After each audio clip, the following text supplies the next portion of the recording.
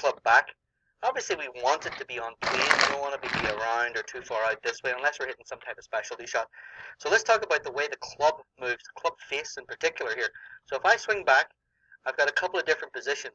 I've got this hooded position. Now, if you're a guy that generally chunks a lot of shots, this might be the one that you might need to pay attention to. So as you come in here, this leading edge digs and now catches on you. So that's obviously a great, you know what, I don't mind this shot, but you have to realize what's going to happen. The second position is more where the club is straight up and down here. So the club's pointing straight up to the sky. The next one is where the face is actually pointing a little bit up. So there's three very, very different positions. And when we hit these shots, they're super fun to practice because I'm going to go a little bit hooded here. Trajectory is going to be much lower, and this golf ball is going to release quite a bit. A lot less spin on these shots. You know, if I was hitting a normal shot here, I might be close to like 3.5, 4,000 RPM. This thing's going to be down about 2,000 RPM, so huge difference off that there.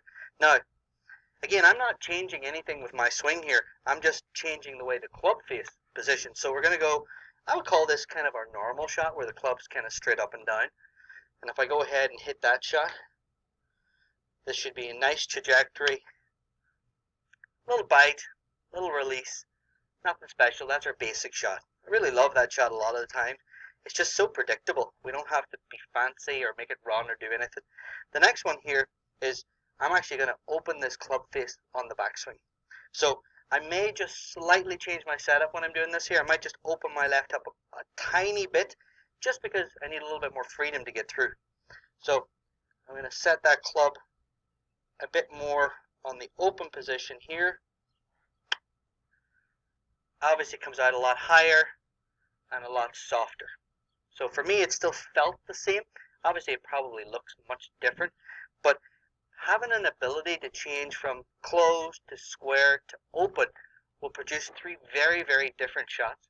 It's kind of like tools in a toolbox. You know, the more tools you have, the more options you have around the green. If you get up to a shot and you only have one option, it becomes very difficult to be successful.